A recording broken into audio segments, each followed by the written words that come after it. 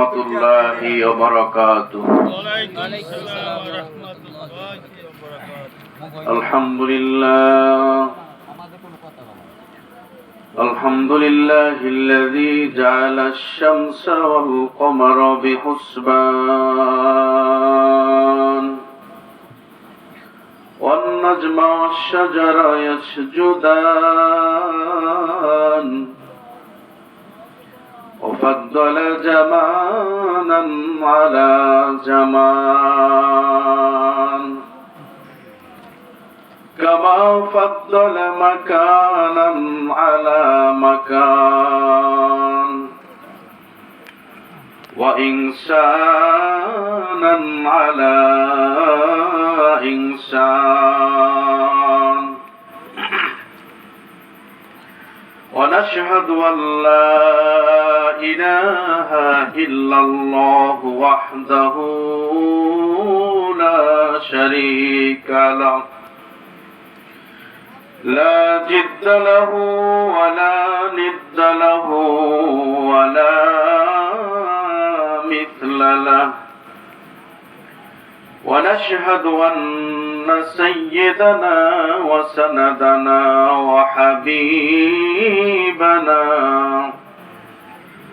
وحبيب ربنا وطبيبنا وطبيب قلوبنا ومولانا محمدا عبده ورسوله الذي أرسله بالحق بشيرا ونذيرا وداعيا إلى الله بإذنه وسراجا منيرا فقد قال الله تعالى في كلامه المجيد وفرقانه الحميد أعوذ بالله من الشيطان الرجيم بسم الله الرحمن الرحيم সকলেই আমার সাথে পড়ুন قل هو الله أحد الله الصمد لم يلد ولم يولد ولم يكن له كفوا أحد وقد قال رسول الله صلى الله عليه وسلم من قرأ قل هو الله أحد 10 مرة بنى الله له قصرا في الجنة ومن قرأها 20 مرة بنى الله له قصرين في الجنة ومن قرأها 30 مرة بنى الله له 3 قصور في الجنة أما بعد معزز محترم সম্মানিত মুসল্লিয়ানে কেরাম, মুরব্বিয়ানে কেরাম, অত্র মহল্লার উলামায়ে কেরাম, বিভিন্ন মসজিদের ইমামগণ, বিভিন্ন মাদ্রাসার উস্তাদগণ, রাজনৈতিক বিভিন্ন নেতাকর্মী ব্যক্তিবর্গ, সমাজের বিভিন্ন স্তরের মানুষ, বিভিন্ন কর্মজীবী মানুষ, শ্রমজীবী মানুষ, চাকরিজীবী মানুষ, ব্যবসায়ী ভাইবৃন্দ এবং পর্দার অন্তরালে দূর দূরান্ত থেকে মাইকের আওয়াজ যত দূর যায়, আমার সর্বগুণে গুণান্বিতা মা এবং বোনেরা যারা এই মাইকের আওয়াজ শুনতে পাচ্ছেন, আমি আপনাদেরকে আরো একবার সালাম জানাচ্ছি। আসসালামু আলাইকুম ওয়া রাহমাতুল্লাহি ওয়া বারাকাতুহু। আপনারা মনে হয় অনেকটা ক্লান্ত, কি বলেন? ঘুম আসছে নাকি? সালামের জবাব এত কম হলো কেন? চোখে ঘুম আসছে? ঘুম তো আসার কথা। গ্রামের মানুষ, রাত্র হয়েছে অনেক। যাই হোক, প্রোগ্রামে কথা বলেছেন প্রোগ্রাম মধ্য বদ্যপাশা মরহুম কারি আব্দুল কাদের সাহেব হুজুর রহমতুল্লাহ আলাইহির বাড়ির উদ্যোগে মরহুম কারি সাহেব হুজুর রহমতুল্লাহ আলাইহি ও সমস্ত কবরবাসীর মাগফিরাত কামনায় 20তম বার্ষিক তাফসীরুল কোরআন ওয়াজ ও দোয়ার মাহফিল ও হালকা জিকির প্রোগ্রামে কথা বলেছেন মরহুম কারি আব্দুল কাদের সাহেব হুজুর রহমতুল্লাহ আলাইহির সুযোগ্য সাহেবজাদা জনাব হযরত মাওলানা আবুল বাশার বারাকাতি সাহেব। কথা বলেছেন সুলতানাবাদ জামে মসজিদের ইমাম ও খতিব জনাব হযরত মাওলানা সাইদুল ইসলাম সাইদ সাহেব।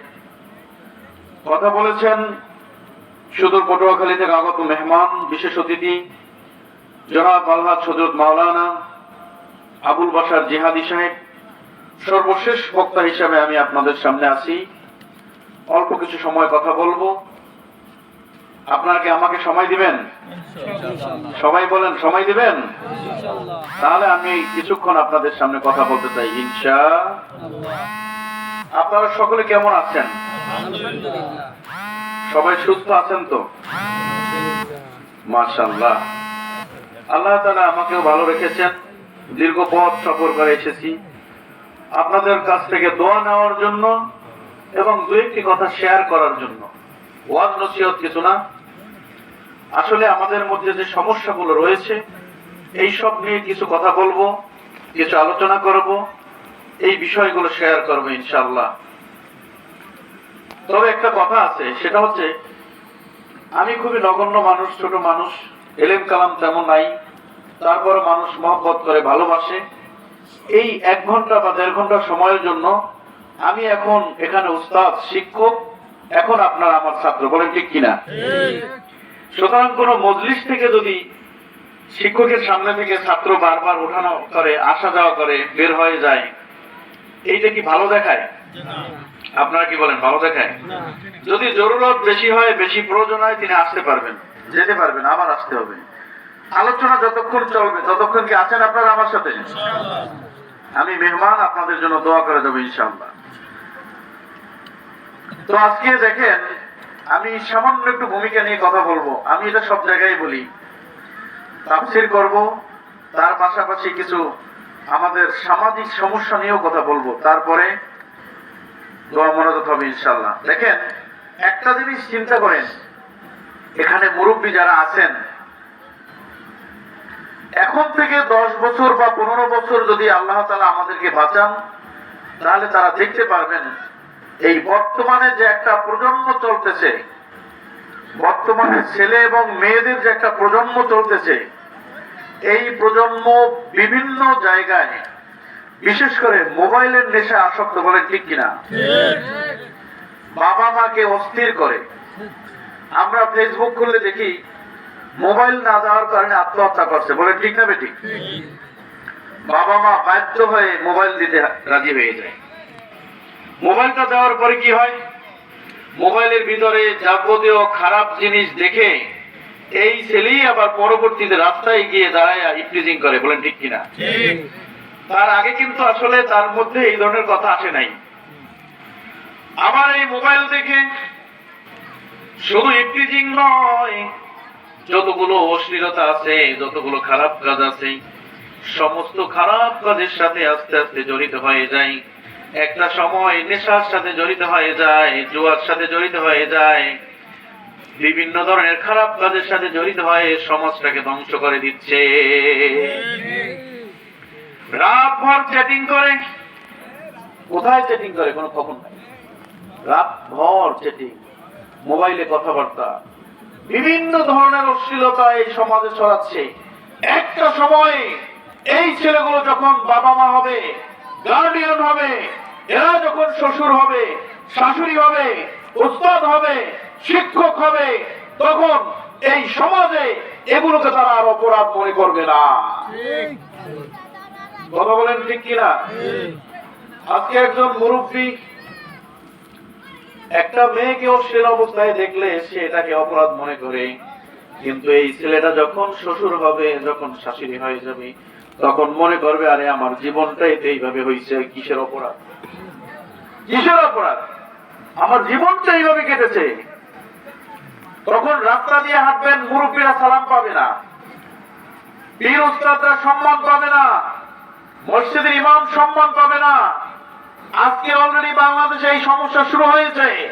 সন্তানের হাতে বাবা খুন, সন্তানের হাতে মা খুন, সন্তানের হাতে উস্তাদ খুন, বলেন আছে না নাই?